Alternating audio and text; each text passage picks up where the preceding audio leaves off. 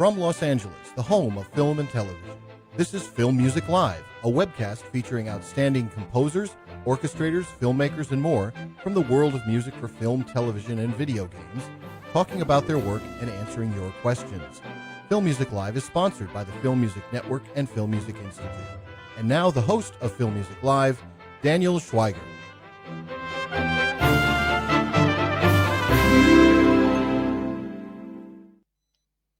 Hi everyone, I'm Daniel Schweiger, and welcome to Film Music Live, the show where we interview today's top composers and you get to ask the questions. I'm happy to have you here. Now, back in 1989, aspiring San Dimas rock gods Bill S. Preston Esquire and Ted Theodore Logan had a most excellent adventure traveling through time to collect an awesome assemblage of historical figures for the best high school history presentation ever. Then in 1991, a bogus journey sent them to hell, where they'd engage Death himself in a game of battleship to save the universe. With 2020's long-awaited threequel, Bill and Ted Face the Music, the aging, young-at-heart best buds are unable to come up with the song that will save the time-space continuum. Now, they must join with the slightly smarter daughters and a telephone booth collection of old musical friends to bring the band back together and save the galaxy with the tune that will join humanity in the power of rock. Where the most excellent David Newman scores accompanied Bill and Ted in the past, their new mission is now given over to Mark Isham, who indeed makes the music of San Dimas' most legendary duo his own, in the company of Galaxy Quest director Dean Parisot. But while Isham might be the new to Bill and Ted, he's certainly familiar to jumping across the continuum with the likes of Time Cop and Next. Sure, these dudes might not be Jean-Claude Van Damme or Nicolas Cage, but leave it to the Oscar and Emmy-nominated composer to take this heinous jeopardy seriously, with the score that is most epic. With the truly cosmic orchestra, chorus, sci-fi synths, and sonic boons for an apologetic Terminator, Isham makes Bill and Ted his own as he links the ticking clock missions in a way that takes these cult characters into new musical dimensions. Yet with a voice that's very much Isham's own, in a career that's never phoned it in through dozens of years and scores. Now, here to talk about his most triumphantly rocking challenge to grow a bit older, if not wiser, with these iconic San Dimians is Mark Isham. Welcome to Film Music Live, Mark. Well, thank you very much. Pleasure to be here. Absolutely. Now, before ever taking on these movies, were you familiar with Bill and Ted? Had you seen the films? Of course, yeah. A fan from the moment they were released. What struck you about the characters and just the whole concept of Bill and Ted? Well, I think that they sort of just struck a chord as sort of the quintessential absurdism of American culture at one point. But in such a likable and friendly way, they became iconic almost overnight for some reason. But they're always hooked to music, which made it, of course, so interesting to me. And in those periods, I guess in the 80s, the idea of rock and roll saving the universe was something we could all wrap our head around in some form or another. Now, what did you think about David Newman's scores, or how the music worked in the first two films? I thought it was excellent. To be honest with you, I didn't remember that aspect of the films that much. I simply remembered the and that whole aspect of it. So when I got offered this job, I went back and listened, and I just decided I wanted to take a very different approach. So I purposely sort of didn't go back and study what David did. I just sort of, upon looking at it for just briefly, I said, I think, and Dean agreed. We both wanted sort of to dive in from a different point of view. How would you describe that point of view? Well, I've always had the notion, and I learned this years ago because I was always very, very nervous about writing comedic, well, I should say music for comedy. Because other than a very specific type of slapstick cartoon music. It's a very thin line to walk. I find it much more effective not to laugh at the characters, but to somehow be a part of their world so that you're with them and you're inviting the audience to experience their experience. And if it happens to be funny, then find a way to make it funnier. It doesn't necessarily mean the music has to be funny or should be funny, quote unquote. So this was certainly the case with Bill and Ted. I wanted the music to reflect their emotional journey. So that when they find out their daughters have been killed by the killer robot and have gone to hell, they're furious and they're petrified and they're want to just turn over everything in their way to get to them and save them. And you want the music to reflect that. You don't want the music to say, wink, wink, nudge, nudge, this is so totally absurd. If the music takes that emotion seriously, then it makes it even that much more entertaining. That's very true. And again, I love how the daughters really are essentially the heroes of the film. And essentially, you have two different missions going on. You've got the daughters' missions to collect the musicians, and then you've got Bill and Ted trying to get the song and going back to repeatedly visit themselves. How did you want to get across that idea of this kind of cross time current ticking clock to save the universe? There was the general vocabulary of we're moving through time. And I sort of introduce it when they go way into the future to be called taken to task, as it were, by the great leader who points out to them what miserable failures they've been. And so that first journey is our first journey with them, experiencing the fact that they can travel effortlessly throughout time. And that notion and vocabulary of the music is introduced there. And it's a very simple and yet epic vocabulary. It's big block chords sort of done in a turn of the century, sort of abandoning the tonic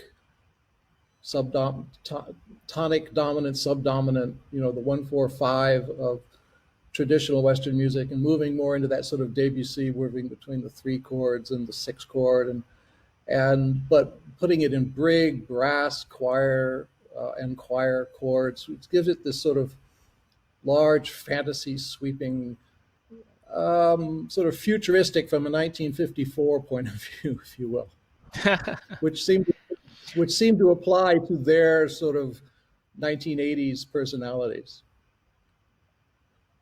Really loved how epic the score is, again, with this cosmic chorus, and you really kind of get a sense of just the importance of saving the universe. But I think, another challenge is that it is a comedy, and you can't really you can't get too serious. There has to always kind of be a moment, just a feeling of levity as well. How difficult was it to achieve that balance with the score?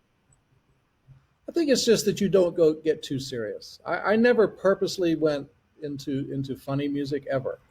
But the fact that you add a very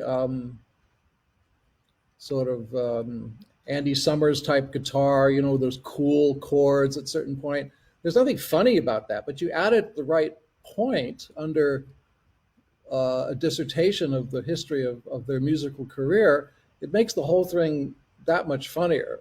So the music itself is never humorous, but the choosing of the type of emotion that the music represents juxtaposed against the scene. Again, it's the music that's accompanying Bill and Ted's innermost thoughts, which are very simple. These aren't Christopher Nolan characters here. These are very simple, cut and dried. You have the pessimist in Ted and the optimist in Bill, and that's about as deep as it gets. How do you think Bill and Ted have aged, or if you want to call it matured, in this movie and in the score?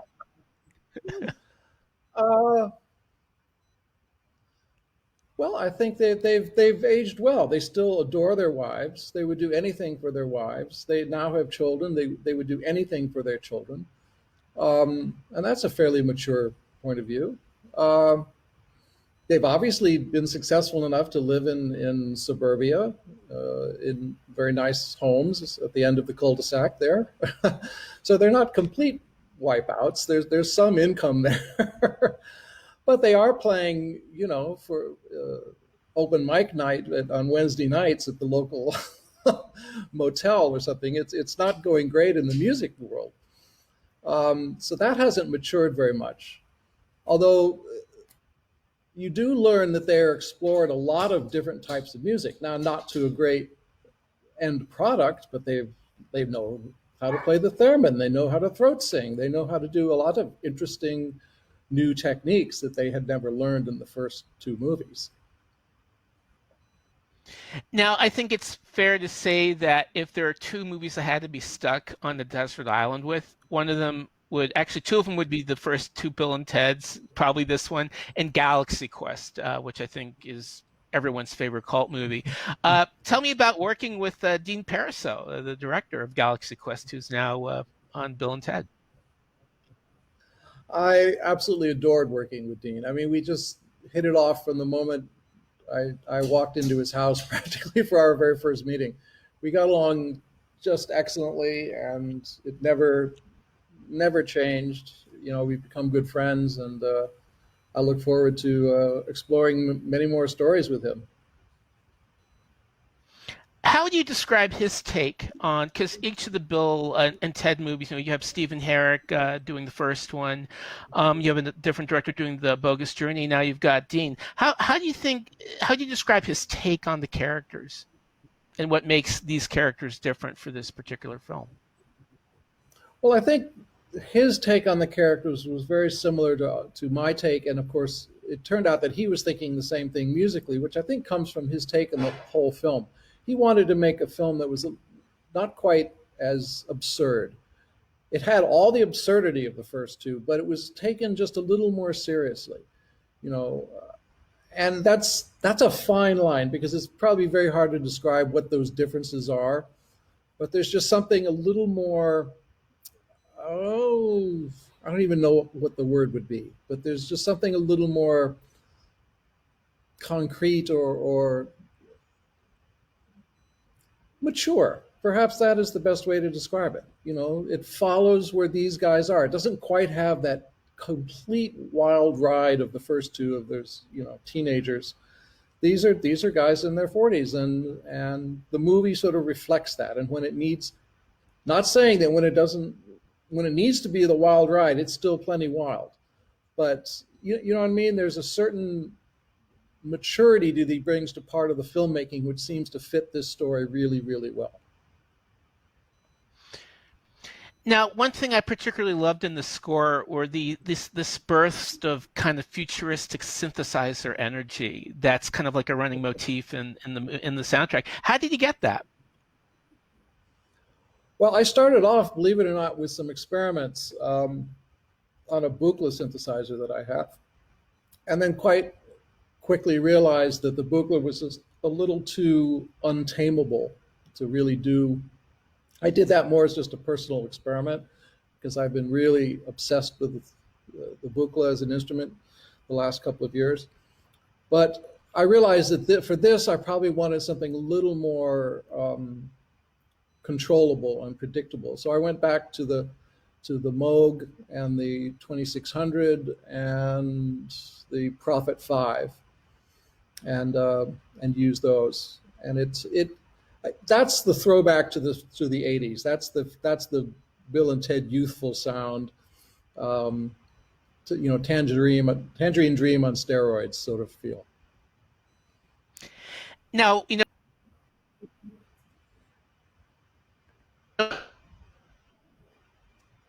was really early career Cop, and then if Time Cop was like a boxer, it's like the equivalent of being in the ring with Mike Tyson, just in terms of how many brass roundhouses that gives you.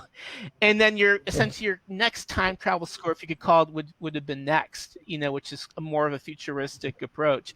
What do you think the trick is, having done two time travel movies before this, is when you approach the genre? You're the first one to point that out to me, Daniel.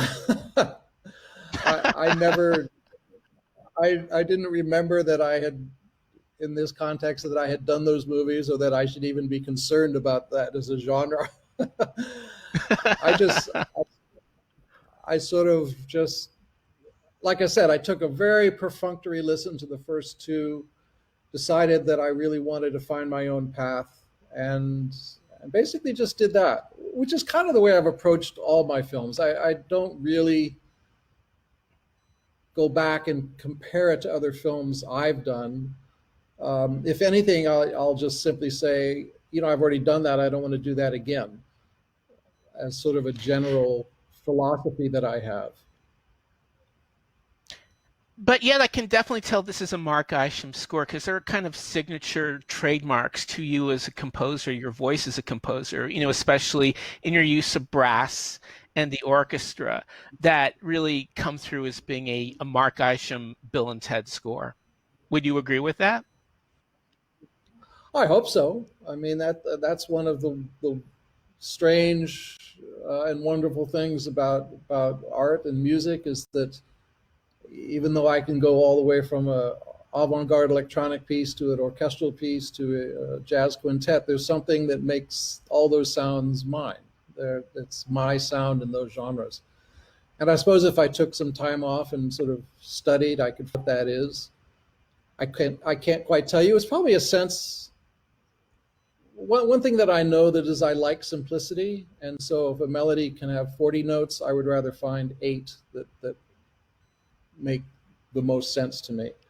I like the sense of a simple communication, and then I'll put the sophistication and the subtlety, and the complexity will be more in a subtle wrapping around that. But I like to have, and that may be what that sort of philosophical approach to composition may be, what part of what makes me sound like me. I don't know. We'll leave it to brighter minds than mine. Now, did you have anything to do with some of the truly awesome source cues in this, especially the big song at the end of the film? I didn't have much to do with that. I was speaking to Dean. There was a wonderful music supervisor on the show, Jonathan Leahy, and he did all the songs. He did all the on-camera stuff. He got the New Orleans trumpet player to do the Louis. He found all the guitar stuff for Hendrix and what the girls are listening to. I did do a first pass at the party scene, but Jonathan, one of Jonathan's producers, I think, ended up doing the final version. And the songwriters had taken a pass. Well, to the very beginning, I was talking to Dean. Jonathan and I were both talking to Dean about how we could help him shoot the ending. And he ended up shooting it to the Beatles' Oobla Dee Oobla Da, because he felt that was the right vibe and the right tempo. So we prepared some tracks for him to shoot to based on that. And then Jonathan's songwriters got going on the song, and Jeff Carson, the music editor, did a fantastic edit of some of the early versions of the song, which he then sent over to me, which I sort of did the next pass on and changed some arrangement things and helped him with some picture sync things. But it was just arranging and some synchronization ideas, sent them back to the producers, and then the producers produced it, but in that form.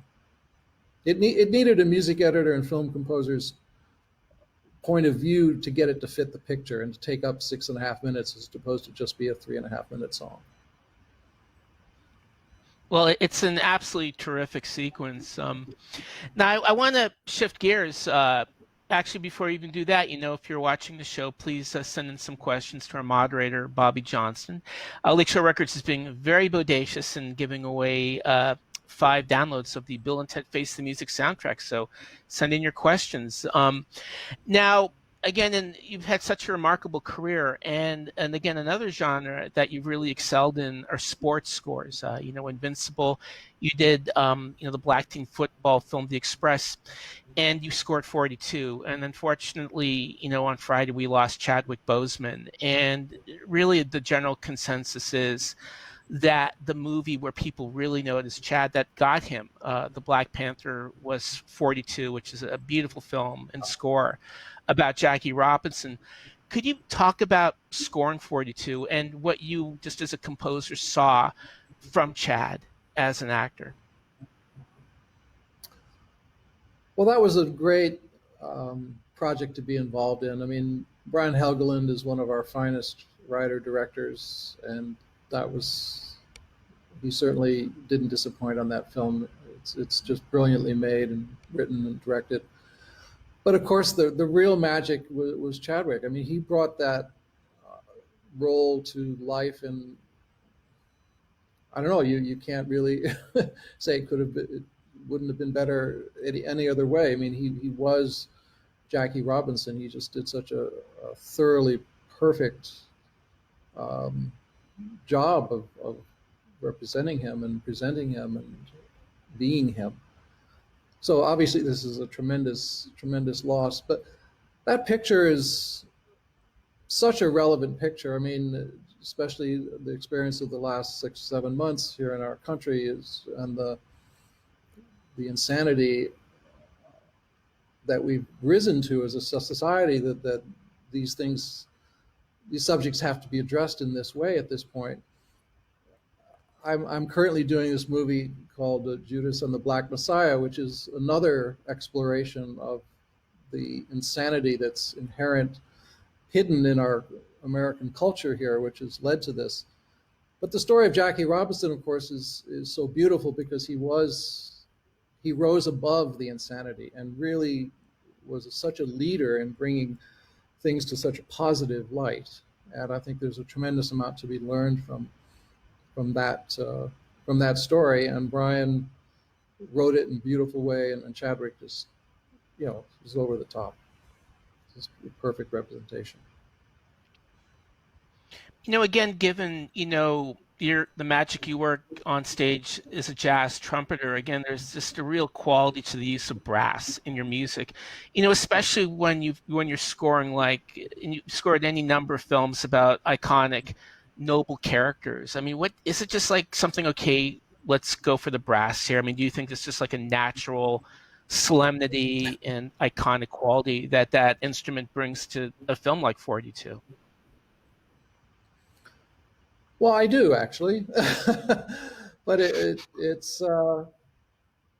it comes from my mother, was a professional violinist, and in those days, my father was a professor of history and philosophy, so there was no extra money for babysitting, so I got dragged to all my mother's orchestra rehearsals and doing my homework in the third row, and grew up listening to orchestral music. And when the homework was finished, I'd wander around, I'd sneak backstage, and I'd look for the orchestra from the back, which is always very exciting. You have 100 people on stage, and you see them from another vantage point, and I'd see these guys back there in the brass section, and they were just like the coolest guys in the universe to me.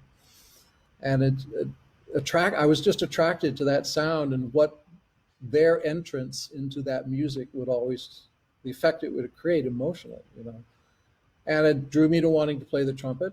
And I was a classical trumpet player for many, many years. And of course, if you're a classical trumpet player, you learn all the Mahler symphony excerpts, and you learn the Wagner excerpts, and you learn all that music that brass can do in a way that no other instrument can. So that what you describe of the qualities of the brass section of the trumpet have been with me my whole life, and I've just admired them and have been drawn to them. And that's why I've devoted, decades of my life to playing the damn thing. Wow. Now, I'd love to start getting into our audience questions. We have one from Donna Joan Lackluster, who's in England. Now, when you have to create some powerful emotional music for a key scene, something like the invisibility cloak in Crash, for example, a really good cloak, how do you actually do that? Do you have a method, or is it more like a magic trick? No, I can't say that it's a magic trick, although sometimes it feels that way. it's just good old fashioned hard work, you know. And the more you do it, the more I think you realize what it what it takes to get there quickly. I mean, that's the main thing. You don't want to tire yourself out by trying a lot of things that just are obviously the wrong choices. So you want to learn in your own universe the things that do get you where you need to be fairly quickly. A lot of it is just the sound. For me, I always start with the sound, and so in that case, in Crash itself, there's an otherworldliness, or let's put it this way: the movie is so real world, so grounded in just this tough, fully confrontational world that Hag has created, that I very early decided that the music should not do that. It was not necessary. The thing that the music could do is sort of almost be the angel above the film and tell you, look, yes, this is gruesome, this is horrific, this is touching, this is all these deep, you know, sometimes very difficult emotions to confront. There is redemption possible here. There is a way through this, and the music. So when we see the father giving the girl the idea of the cloak, and then later on the girl believing in the cloak and using it in a way that we just are terrified, the music has to. I felt the music had to be soft and gentle and beautiful and just help you rise above the whole thing. And a hint of potential tragedy. Obviously, I didn't want to give anything away. You want to say this could go bad at any moment, but there is something here other than just this gruesome reality. And that's a choice of sound and a choice of chords, and it's a choice of the types of melody. I remember the melody on Crash. I had melodies that were much more complex, and in fact, it's one of the things I hold as an example to myself. I remember just going through and deleting two-thirds of the notes in the melody, just to say, I've just got to strip this back. We just have to make this poignant and direct and simple, simple, simple. Now, here's a question from Louis, who's in Boston. He would love, I think, like a lot of people, to see a CD release of Fly Away Home, Eight Below, and The Getaway. All great scores. And again, a wonderful film that you have on Disney Plus. Now, I think for me, one of my favorite scores that you've done recently is for Togo, who's kind of like the Balto also ran. Dog in Alaska, and it's such a beautiful and warm and emphatic score. Can you talk about scoring Togo? Yeah, that was that was a long, but rather in the end very enjoyable process. I love Erickson. I've done 2 films with Erickson, and he's a wonderful director. We see very much eye to eye on music and image and how they relate. Both Erickson and I had some interaction with the studio they didn't quite agree with both of us on our point of view. So the tough part of that film for us was just finding out what we could do that would please the studio as much as it pleased us. But once we got through that, I think we're both very pleased and very proud of that film. It's a film that feels very organic and very orchestral, although there are quite a bit of electronic stuff buried in there just to sort of heighten the otherworldliness that this vast terrain and almost alien-looking terrain that most of us are not, used to seeing. But it is just breathtakingly beautiful. And the music wanted to reflect that, obviously. And then it's at the heart of it is a romance. It's this man who develops this relationship with this animal that is, a lot more than the average relationship between a boy and his dog. So it was fun. It was fun, and it dug into a lot of very rich, romantic and rich. Emotional areas. No, I mean, absolutely probably my favorite sequence in Togo is where they have to race across the ice. It's like almost like the Ten Commandments in a way. Is the ice is quickly going away? They've got to get to the other side. Tell me about scoring that sequence. Well, that was one of the sequences that we scored about 3 times. I don't think that there was differences of opinions about how it should be done and the type of drama that should be there.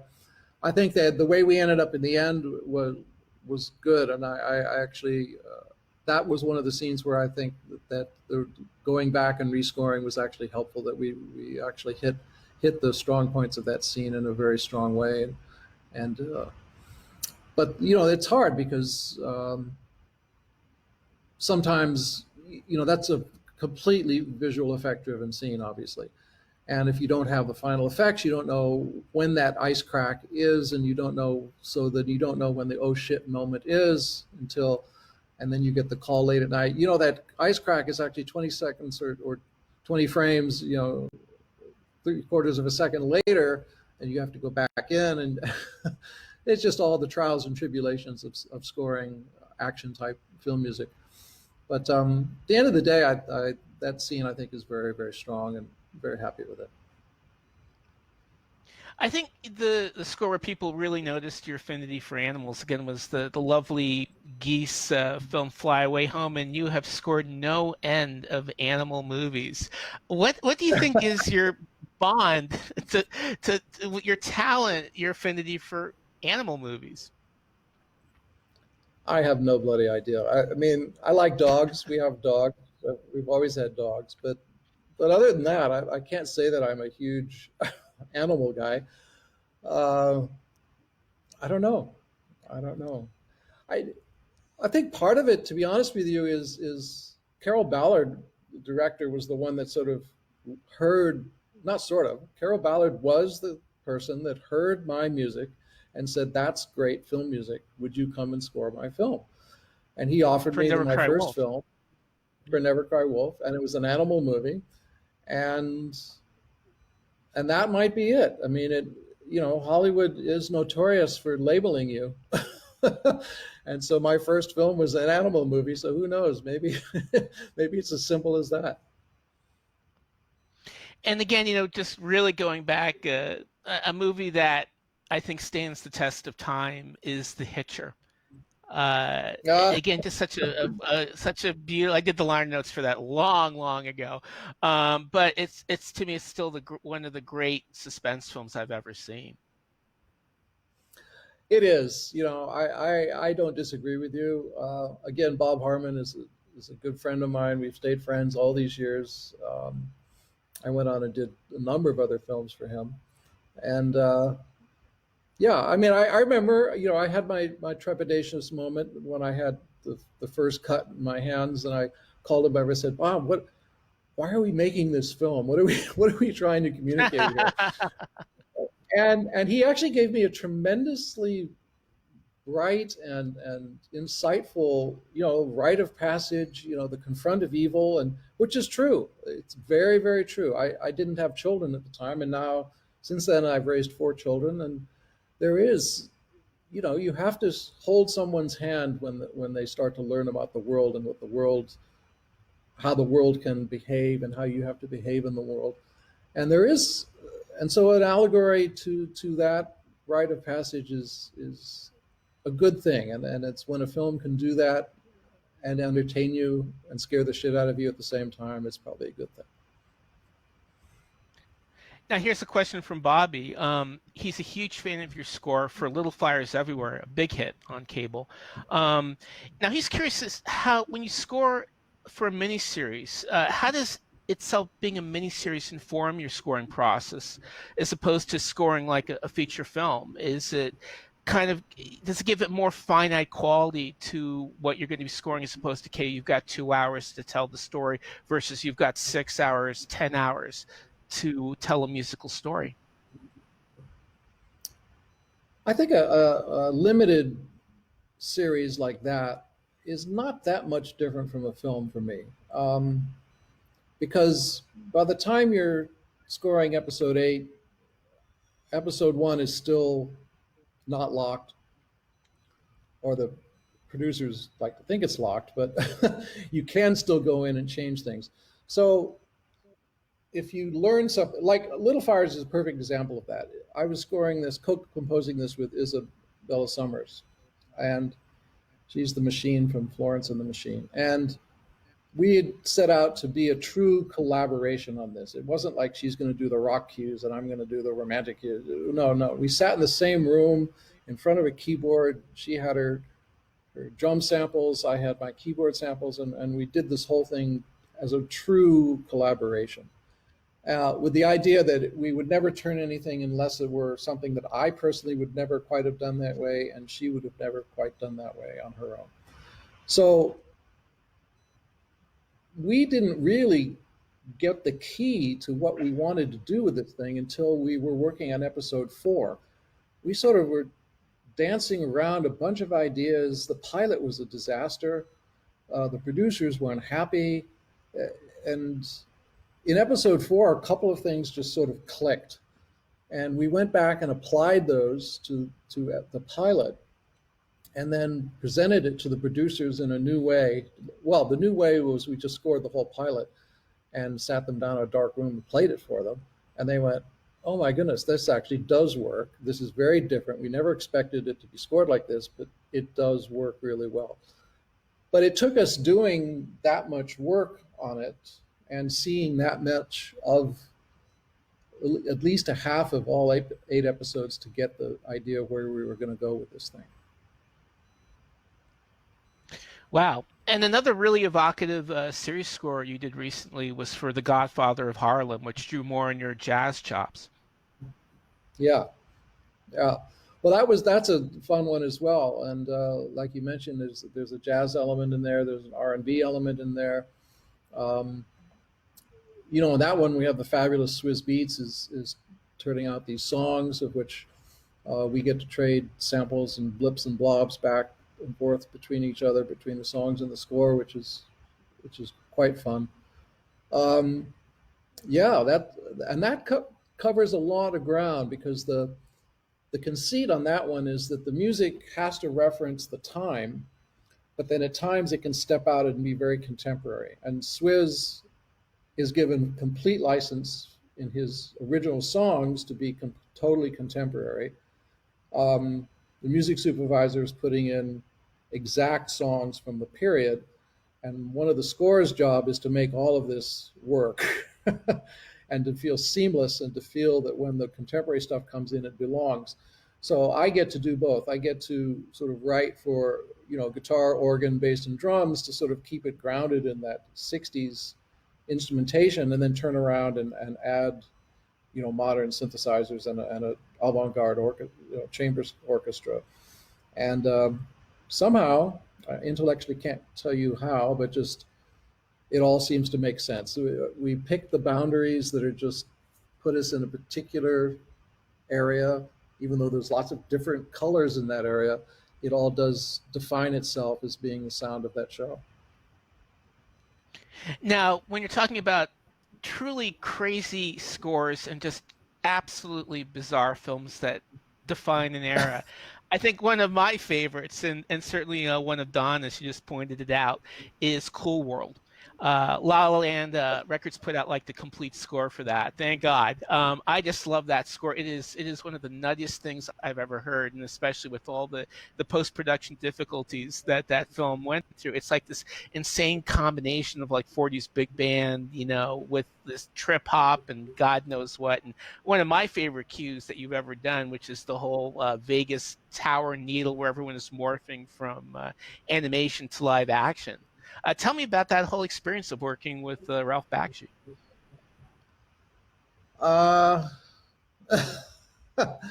It was probably one of the craziest experiences of my career. At a certain point, Ralph just, I would have these bizarre meetings with Ralph, and he would just give me strange directions that I would try to follow. And then the producer would come in and say, no, you really need to do this. And at one point, I actually just sort of stopped listening to everybody and just started writing what I thought would be a good idea. And that is what's in the score.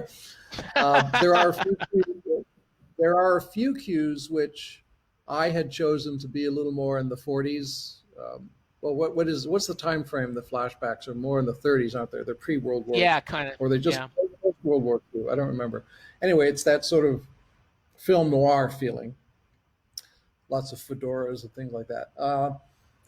And they said, you need to make more modern versions of those. A couple of the love themes, and that's where I would take the film noir version and then put a trip hop beat to it and things like that.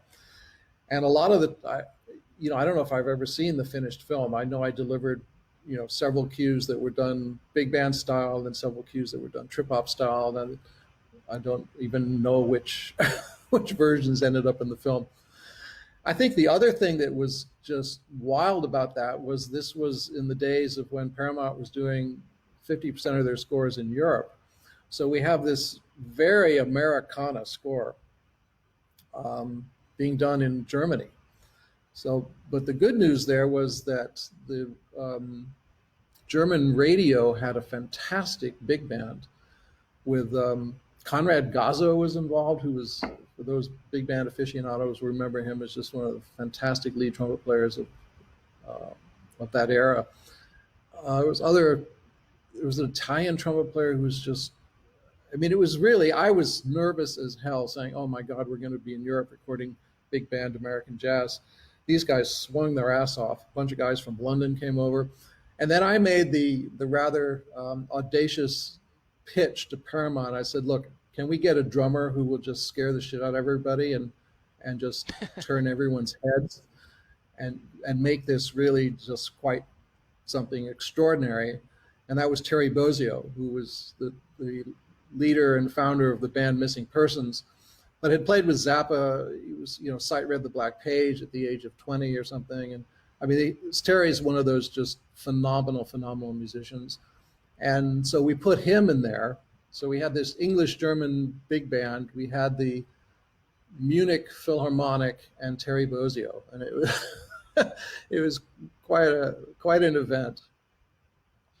I think Terry played with Pat Metheny, who unfortunately we lost recently as well. But I think he was one of his players, I believe. Maybe not. I wasn't aware. It could be. Terry could play with anybody. He played. I know he did a lot of jazz work, and then he ended up with Zappa for a long time, and then went on to form Missing Persons, and then. Right now, I think he does mostly touring and solo drum concerts, which are astounding if you ever have a chance to see them, and does a lot of clinic work and stuff like that. He's just one of the finest drummers ever in the world. Now, Paul O'Shea, Paul K. O'Shea, is a big fan of like an even darker, far more sinister noir score you did for Brian De Palma, which was the Black Dahlia. Now, how difficult was it striking the balance between honoring the sound and feel of a period LA noir movie, but without going for the tried and trusted kind of cliche tropes of exactly what you'd expect to hear, to kind of really make this its own beast, as it were? That may be one of my favorite scores. It's, De Palma is just a remarkable director. I'm not sure this is his best movie, but it's got great moments in it. It's got some tremendous scenes in it. But the score to me was sort of a dream come true, to write a film noir score. I think that when I was pitching myself to this, to De Palma, he said, how did it? He said, I need a mournful brass score, or something like that. I said, well, you're in luck because I'm a mournful brass trumpet player or something. I don't know, but it was sort of a dream come true to me, especially because we had the budget to go to London and use the beautiful orchestra over there on Abbey Road. And again, we called on some of Britain's finest jazz players to come and help out. And then I actually had the nerve to hire myself to play the trumpet. So it was it was a fun one. To get into the mood, though, I went back and just listened to some Bernard Herrmann, but mostly to Leonard Bernstein, um, and what else? A little bit of Gorecki, just because that never hurts to get that real tragedy in your orchestra.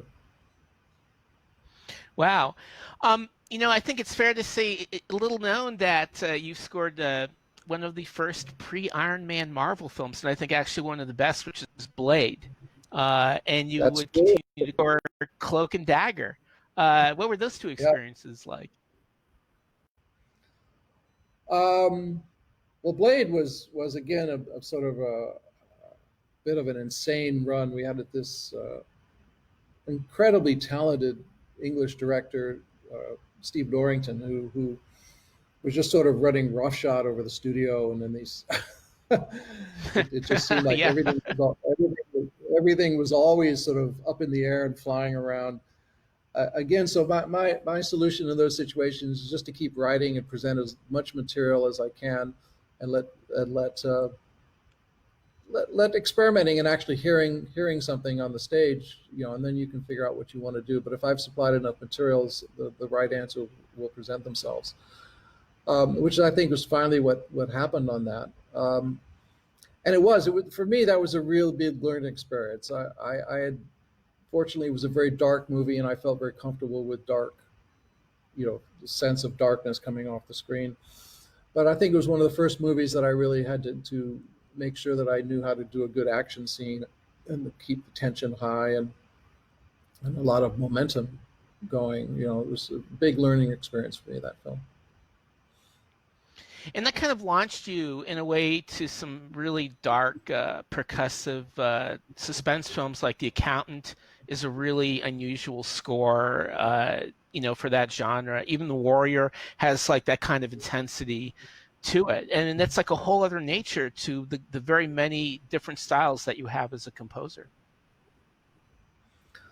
Well, that's why I like this job. That's why I'm not tired of it. It's why I keep looking with great wonderment for that next project, because I've managed to keep a frame of mind that every story that I can be invited to help tell can present a slightly unique musical vocabulary, and there's something that I can learn. There's something that can be done in a slightly different way, perhaps. But mostly just I can learn something, and if I, do it right and do my homework in the right way and take what I'm learning and apply it correctly, I can help, bring something unique to the storytelling, which really is what our job is, and why I'm still so fascinated by it. Now, was Bill and Ted Face the Music completely scored before the pandemic hit, or was some of it done during it? It was all done during it. It was wow. I had cut number 2 in February, and I was going to get the first. No, we'd had one preview, and so I was going to get the cut based on the notes from that preview, and then the pandemic hit, and there was that period, when nobody knew what they were going to do, and then they sorted out that the editor can get a cutting room in his home, and the assistant could figure out a way to help, and so slowly but surely we started getting cuts, and Dean could look at them, and they could be posted to me.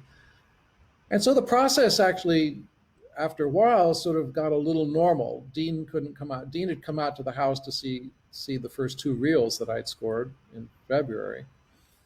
But after that, he obviously couldn't come out. So I would send him, videos, and we finished the whole score that way. And Dean signed off on the score, and then we had to go through the producer's notes, and so we started presenting those. And as we're doing that, the producers are starting to say, well, we should dub by this date, and we should dub, and starting to lock in a date. They said, no, this is going to stick, this date. We really want this film done by this date. So I'm now looking around and who can play all these instruments in the time frame that we have here. And I'm talking to people, well, like Ludwig was scoring Tenet, and he had the same sort of deadline. He had an earlier deadline than I did, And he was actually going out to individuals in their own homes and, okay, you're going to play third stand violin, you're going to play fourth stand violin, and you're going to send it all, and we're going to assemble the whole thing. And I said, oh my God, this just sounds, first of all, I don't think we have the money to do that on this film. And it just sounds awful. It just sounds like you're not going to get any of that thing that you want to get in the room. So we were looking at all the various cities in the world, and Budapest was open. And they said, well, we're a little nervous, but if you can wait till June, first week of June, we'll put together a string section for you in the same room, and we'll put together a brass section for you in the same room. So we did 2 days. I mean, it's remote. Go ahead. No, I'm saying the orchestra sounds absolutely incredible, and I would have had no idea that this was done during the pandemic. I mean, it sounds as good as anything, I've heard. Oh well, thank you. Budapest. I was very pleased with these Budapest. This is a group I've only worked with in the last couple of years, so they're a younger group, and they really seem to know what they're doing. The strings, especially, it's a fine string group. And I've got to credit, my brilliant engineer, Jason LaRocca, takes these tracks and he puts them all together. We did the brass separately. I did some brass myself just to help fill in some gaps. We did some woodwinds in the other method of just having individuals in their room send us in tracks. The choirs we cobbled together, just a lot of bits and pieces, and Jason assembled them, and I was very pleased, and I'm glad to know someone of your experienced ears felt the same way. Absolutely. Do you think it's like important than ever? I think a lot of the reviews have pointed out that it's really nice to have a hopeful film like this, with people that people probably spent the better part of their lives watching, even though it's been a while since this movie that it took for it to come out, that there's something very comforting about Bill and Ted Face the Music and its message. I think so. I think it's sort of the perfect movie for these times. It's a celebration of American culture, Louis Armstrong, Jimi Hendrix, and even just Western and Eastern culture. You have Chinese music, and you have Mozart, for God's sakes, you can't. Some superstars there. But more than that, you have just the idea that music is a universal language, that it crosses time and space and ethnicity and culture, and it can and does bring people together. And if we need anything more than ever at this time, even if we can't do it in the physical, we need to just know emotionally that we can come together. And music is that way in which we can share and enjoy each other's being.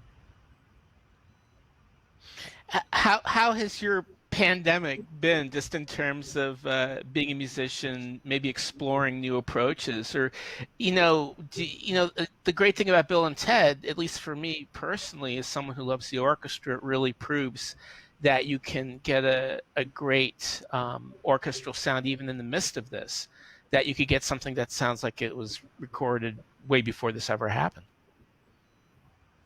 Yeah, that's the technology allows us to do some remarkable things. I follow the San Francisco Symphony on Instagram, for instance, and they've been posting some wonderful things that they do through the individual in their own room method.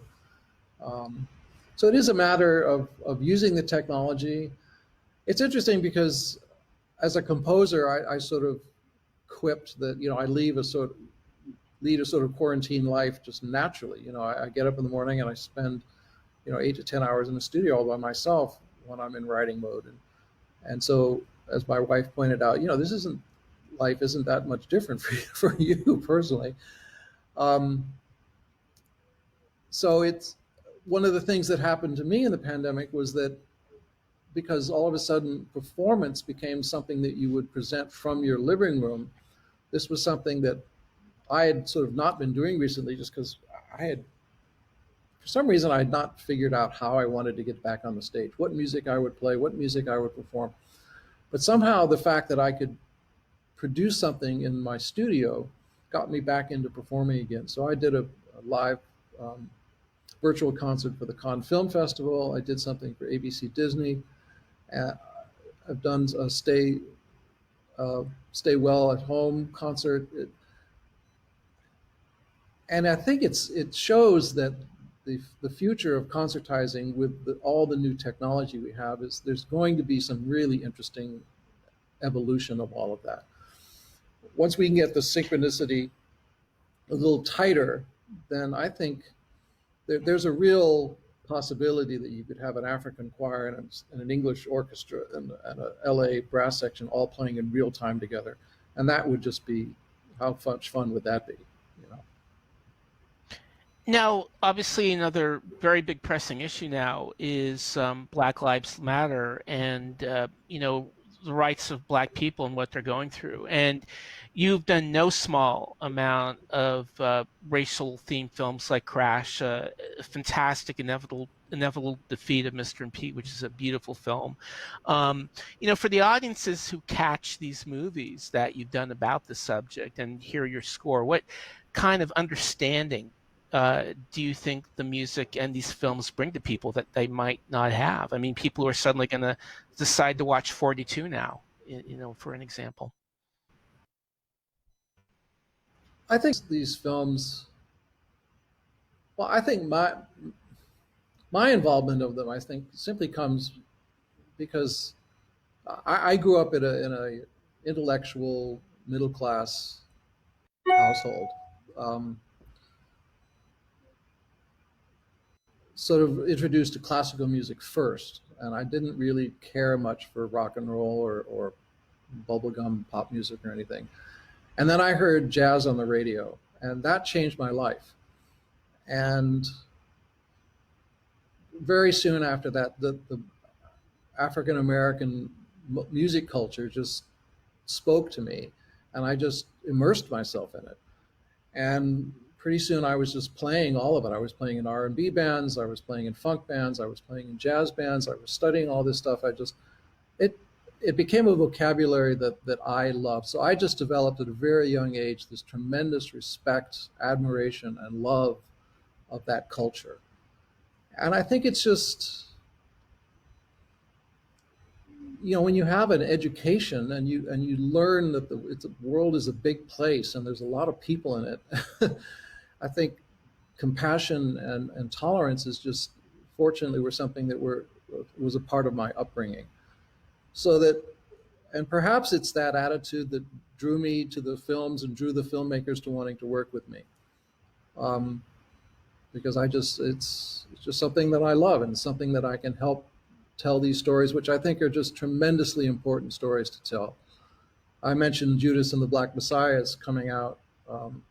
We're in the process of finalizing the score to that movie. And that's a film that really historically shows the inner poison in American society that is, it's just there. And it's in our government and has been in our government, and it's been perpetuated by our government, and it's just sick. And but all we can do is educate people and show people that these things exist, and then the compassionate and tolerant solutions have to arrive, and it all has, in my humble opinion, has to be through education and exposure to knowledge, to truth and to knowledge. And so I think that's why these films are important, because they tell stories from points of view that you don't necessarily hear, depending on where you're from and what upbringing you have.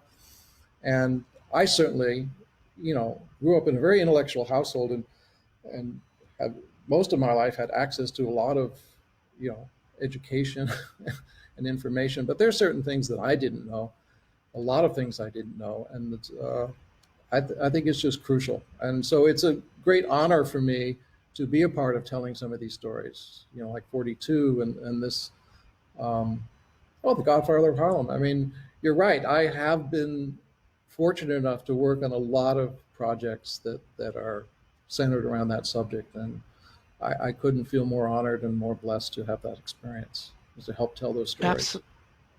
Absolutely. Now you mentioned that project is coming up. You put out some wonderful albums of just your own music, period. What's coming up for you? Well, like I said, film-wise, it's Judas and the Black Messiah, a Warner Brothers picture by Shaka King, uh, with Daniel Schweiger and some other fantastic actors. Film-wise, actually, I have nothing in the can. I have a couple of things that are supposed to start shooting, and once they get shot, I will be scoring them. um, Television-wise, everything got put on hold. Although the Netflix show that I'll be doing with Isabella Summers and I have a new show together for Netflix. That's just started up in Canada, so I don't know when that will air, but we'll be getting back to work on that in October. So there'll be a little lull here in the Isham output, but I've been very fortunate that it's not going to be that long a lull. And yeah, meanwhile, I'm working on these performances from home. I'm actually working on a pretty interesting project of trumpet and buchla synthesizer as a sort of a live with video, and it's designed to be a live show, and it's still in its sort of beta testing mode, but I anticipate that as soon as venues open up that I should almost be ready to present this thing. So before we wrap it up, last question. If you had to go into a time-traveling phone booth and you had your choice of 5 musicians that you could stuff into that phone book to perform the song, the instrumental tune, whatever, that will save the universe, who do you go get? Oh my God.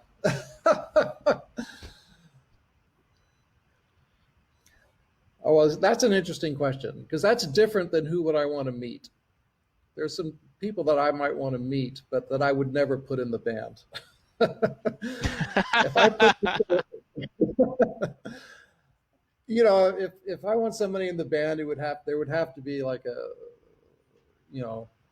well, I loved Eric Gravatt, who was the drummer that was in Weather Report. I mean, he to this day is one of my favorite. Tony Williams, some of those types of drummers just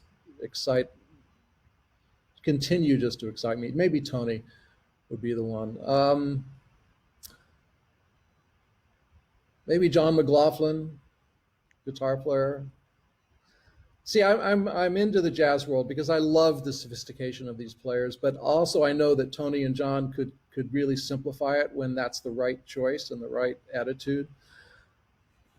Oh God, keyboard player would have to be, I think, Joe Zawinul.